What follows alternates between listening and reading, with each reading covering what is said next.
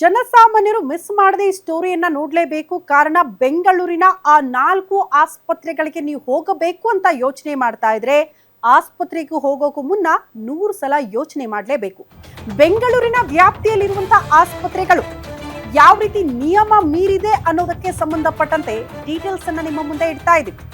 ಇದು ಬೆಂಗಳೂರು ನಗರ ವ್ಯಾಪ್ತಿಯಲ್ಲಿರುವ 4 ಆಸ್ಪತ್ರೆಗಳಿಗೆ ಅತಿ ದೊಡ್ಡ ಶಾಕ್ ಆಗಿರುವಂತಹ ಸುದ್ದಿ. ಕೆಪಿಎಂಇ ಕಾಯ್ದೆ ಉಲ್ಲಂಘನೆ ಮಾಡಿರುವ 5 ಆಸ್ಪತ್ರೆಗಳ ವಿರುದ್ಧ ಎಫ್ಐಆರ್. ನಿಯಮ ಉಲ್ಲಂಘಿಸಿರುವ 14 ವೈದ್ಯಕೀಯ ಸಂಸ್ಥೆಗಳು, 14 ಸಂಸ್ಥೆಗಳಿಗೆ ದಂಡ, 5 ಸಂಸ್ಥೆಗಳ ವಿರುದ್ಧ ಎಫ್ಐಆರ್ ದಾಖಲಾಗಿದೆ.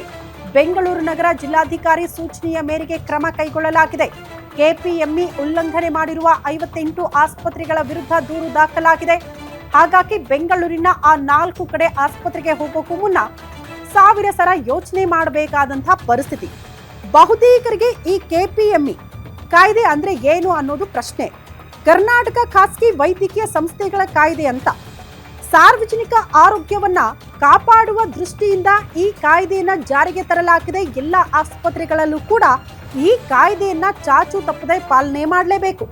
ಈ ನಿಯಮ ಮೀರಿ ನೀವು ಆಸ್ಪತ್ರೆಗಳನ್ನ ನಡೆಸ್ತೀರಿ, ಸಾರ್ವಜನಿಕರ ಹಿತಾಸಕ್ತಿಯನ್ನ ನೀವು ಕಾಪಾಡಲ್ಲ, ಅವರ ಆರೋಗ್ಯವನ್ನ ರಕ್ಷಿಸುವ ಸಲುವಾಗಿ ತಂದಿರುವಂತಹ ಕಾಯ್ದೆಯನ್ನೇ ನೀವು ಅನುಸರಿಸಲ್ಲ ಅಂತ ಆದ್ರೆ ಹುಷಾರಾಗಿರ್ಬೇಕಾಗತ್ತೆ.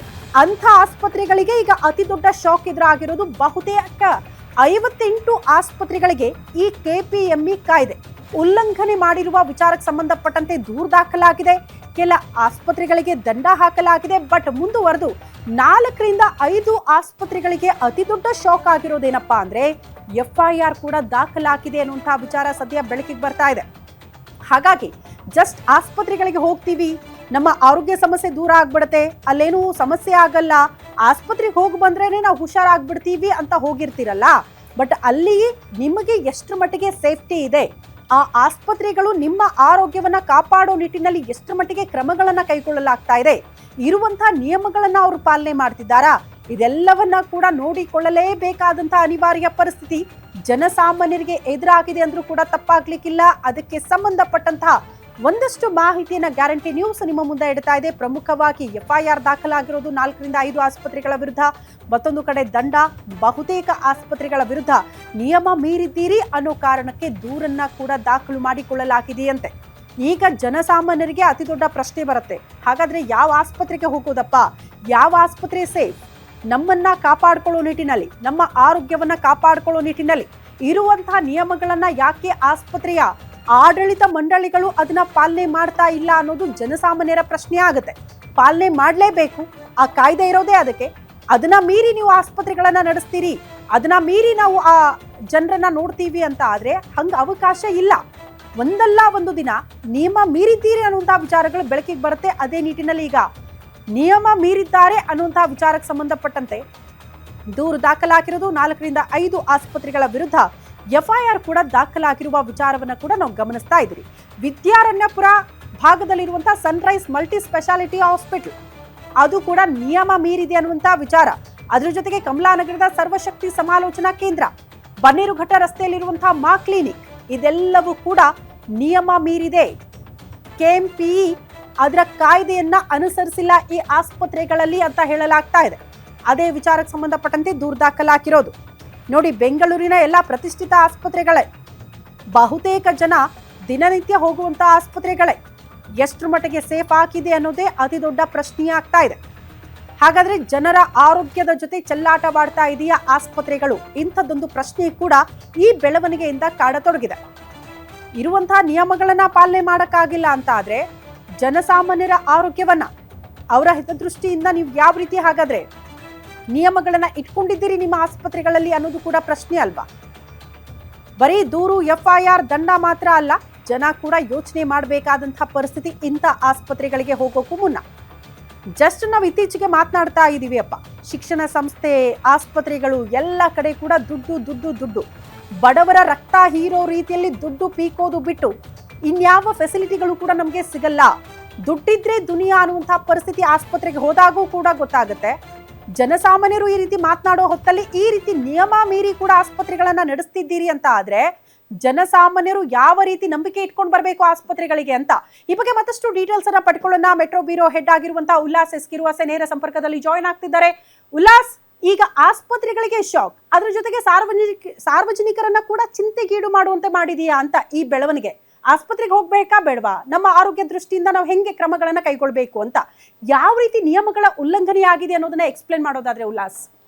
ಶ್ರುತಿ, ಸರ್ಕಾರಿ ರಾಜ್ಯ ಸರ್ಕಾರ ಖಾಸಗಿ ವೈದ್ಯಕೀಯ ಸಂಸ್ಥೆಗಳೇನಿದೆ, ವೈದ್ಯಕೀಯ ಆಸ್ಪತ್ರೆಗಳೇನಿದೆ ಅದಕ್ಕೆ ನಿಯಂತ್ರಣ ಹೇರುವಂತಹ ನಿಟ್ಟಿನಲ್ಲಿ KPME ಆ್ಯಕ್ಟನ್ನು ಜಾರಿಗೆ ತರುವಂಥ ಕೆಲಸವನ್ನು ಮಾಡ್ತಾರೆ. ಅಂದರೆ ಕರ್ನಾಟಕ ಪ್ರೈವೇಟ್ ಮೆಡಿಕಲ್ ಎಸ್ಟಾಬ್ಲಿಷ್ಮೆಂಟ್ ಅನ್ನುವಂತಹ ಒಂದು ಕಾಯ್ದೆಯನ್ನು ಜಾರಿಗೆ ತರುವಂಥ ಕೆಲಸವನ್ನು ಮಾಡ್ತಾರೆ. ಪ್ರಮುಖವಾಗಿ ಈ ಒಂದು ಕಾಯ್ದೆಯಡಿ ಖಾಸಗಿ ಆಸ್ಪತ್ರೆಗಳಾಗಿರ್ಬೋದು ಅಥವಾ ವೈದ್ಯಕೀಯ ಸಂಸ್ಥೆಗಳು ಎಲ್ಲವೂ ಕೂಡ ನೋಂದಣಿಯನ್ನು ಮಾಡ್ಕೊಳ್ಬೇಕಾಗುತ್ತೆ. ನೋಂದಣಿ ಮಾಡ್ಕೊಳ್ಳುವಂಥ ಸಂದರ್ಭದಲ್ಲಿ ಒಂದಷ್ಟು ನಿಯಮಗಳನ್ನು ಫಾಲೋ ಮಾಡಬೇಕಾಗುತ್ತೆ. ಅಂದರೆ ಬರುವಂತಹ ರೋಗಿಗಳಿಗೆ ಸಮರ್ಪಕವಾದಂತಹ ಒಂದು ವ್ಯವಸ್ಥೆಗಳನ್ನು ಕೊಡುವಂಥದ್ದಾಗಿರ್ಬೋದು ಅಥವಾ ಚಿಕಿತ್ಸೆಗಳನ್ನು ಕೊಡುವಂಥದ್ದಾಗಿರ್ಬೋದು, ಜೊತೆಗೆ ಸರ್ಕಾರ ಯಾವುದೇ ಒಂದು ಚಿಕಿತ್ಸೆ ಆಗಿರ್ಬೋದು ಅಥವಾ ಯಾವುದೇ ಒಂದು ಟೆಸ್ಟನ್ನು ಮಾಡಿಸ್ಬೇಕು ಅಂತಂದರೆ ಇಂತಿಷ್ಟೇ ದರವನ್ನು ನಿಗದಿ ಮಾಡಿರುತ್ತೆ.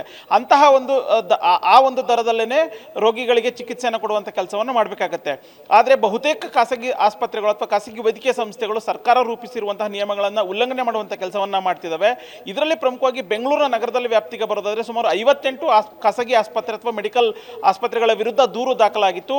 ಈ ನಿಟ್ಟಿನಲ್ಲಿ ಬೆಂಗಳೂರು ನಗರ ಜಿಲ್ಲಾಧಿಕಾರಿ ಜಗದೀಶ್ ಅವರು ಸುಮಾರು 14 ಆಸ್ಪತ್ರೆಗಳಿಗೆ ದಂಡವನ್ನು ಕಟ್ಟೋದ್ರ ಜೊತೆಗೆ ಸುಮಾರು 4 ರಿಂದ 5 ಆಸ್ಪತ್ರೆಗಳಿಗೆ FIR ಅನ್ನು ದಾಖಲು ಮಾಡಬೇಕು ಅನ್ನುವಂತಹದೊಂದು ಸೂಚನೆಯನ್ನು ಕೂಡ ಕೊಟ್ಟಿದ್ದಾರೆ. ಅಂದರೆ ಎಲ್ಲೋ ಒಂದು ಕಡೆ KPME ಆ್ಯಕ್ಟನ್ನು ಸಂಪೂರ್ಣವಾಗಿ ಉಲ್ಲಂಘನೆ ಮಾಡ್ತಾ ಇದ್ದಂತಹ ಖಾಸಗಿ ಆಸ್ಪತ್ರೆಗಳಿಗೆ ಇದೀಗ ಜಿಲ್ಲಾಡಳಿತ ಆಗಿರ್ಬೋದು, ಜಿಲ್ಲಾ ಆರೋಗ್ಯ ಇಲಾಖೆ ಒಂದು ಶಾಕ್ ನೀಡುವಂಥ ಕೆಲಸವನ್ನು ಮಾಡಿದೆ. ಪ್ರಮುಖವಾಗಿ 6.5 ಲಕ್ಷ ಅಂದರೆ 14 ಆಸ್ಪತ್ರೆಗಳಿಂದ 6.5 ಲಕ್ಷ ದಂಡವನ್ನು ವಿಧಿಸುವಂಥ ಕೆಲಸವನ್ನು ಮಾಡಿದೆ. ಅಂದರೆ ಸಣ್ಣ ಪ್ರಮಾಣದ ಲೋಪ ಆಗಿರುವಂಥದ್ದು ಅಂತಹ ಆಸ್ಪತ್ರೆಗಳಿಂದ ದಂಡವನ್ನು ಕಟ್ಟಿಸ್ಕೊಂಡ್ಬಿಟ್ಟು ಮುಂದಿನ ದಿನಗಳಲ್ಲಿ ಈ ರೀತಿಯಾದಂತಹ ಸಾರ್ವಜನಿಕರಿಂದ ಸಮಸ್ಯೆಗಳು ಬರಬಾರ್ದು, ಸಾರ್ವಜನಿಕರಿಂದ ದೂರು ಬರಬಾರ್ದು ಅನ್ನುವಂಥ ನಿಟ್ಟಿನಲ್ಲಿ ದಂಡವನ್ನು ಕಟ್ಟಿಸುವಂಥ ಕೆಲಸವನ್ನು ಮಾಡ್ಕೊಂಡಿರುವಂಥದ್ದು.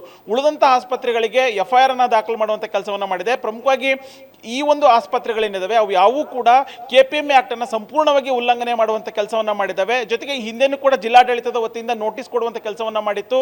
ಹಾಗೆಯೇ ಇನ್ನು ಮುಂದೆ ಈ ರೀತಿಯಾದಂತಹ ಒಂದು ತಪ್ಪು ಆಗಬಾರ್ದು ಅನ್ನುವಂಥ ನಿಟ್ಟಿನಲ್ಲಿ ಒಂದು ಸೂಚನೆಯನ್ನು ಕೊಡುವಂಥ ಕೆಲಸವನ್ನು ಜಿಲ್ಲಾ ಆರೋಗ್ಯ ಇಲಾಖೆ ಮಾಡಿತ್ತು. ಆದರೆ ಹೀಗಿದ್ರೂ ಕೂಡ ಪದೇ ತಪ್ಪನ್ನು ಮಾಡ್ತಾ ಇರುವಂತಹ ಹಿನ್ನೆಲೆಯಲ್ಲಿ ಪ್ರಮುಖವಾಗಿ ಆಸ್ಪತ್ರೆಗಳ ವಿರುದ್ಧ FIR ಅನ್ನು ದಾಖಲು ಮಾಡಬೇಕು ಅನ್ನುವಂತಹ ನಿಟ್ಟಿನಲ್ಲೂ ಕೂಡ ಜಿಲ್ಲಾಡಳಿತ ತೀರ್ಮಾನವನ್ನು ಮಾಡಿರುವಂಥದ್ದು. ಪ್ರಮುಖವಾಗಿ ವಿದ್ಯಾರಣ್ಯಪುರದಲ್ಲಿರುವಂತಹ ಸನ್ರೈಸ್ ಮಲ್ಟಿ ಸ್ಪೆಷಾಲಿಟಿ ಆಸ್ಪತ್ರೆ, ಕಮಲಾನಗರದಲ್ಲಿರುವಂತಹ ಸರ್ವಶಕ್ತಿ ಸಮಾಲೋಚನಾ ಕೇಂದ್ರ, ಬನ್ನೇರುಘಟ್ಟದಲ್ಲಿರುವಂತಹ ಮಾ ಕ್ಲಿನಿಕ್, ಹಾಗೆಯೇ ದೊಡ್ಡ ಕನ್ನಹಳ್ಳಿ ಇರುವಂತಹ ಹೆಲ್ಪ್ಲೈನ್ ಪಾಲಿಕ್ಲಿನಿಕ್, ಪ್ರಮುಖವಾಗಿ ಈ 4 ಖಾಸಗಿ ಆಸ್ಪತ್ರೆಗಳೇನಿದೆ ಇದಕ್ಕೆ FIR ಅನ್ನು ದಾಖಲು ಮಾಡಲಿಕ್ಕೆ ತೀರ್ಮಾನವನ್ನು ಮಾಡಿರುವಂಥದ್ದು. ಈ ಕುರಿತಂತೆ DHO ಅಂದರೆ ಜಿಲ್ಲಾ ಆರೋಗ್ಯ ಅಧಿಕಾರಿಯನ್ನ ಮಾತನಾಡಿಸುವಂಥ ಸಂದರ್ಭದಲ್ಲಿ ಜಿಲ್ಲಾಧಿಕಾರಿಗಳು ಸೂಚನೆಯನ್ನು ಕೊಟ್ಟಿದ್ದಾರೆ.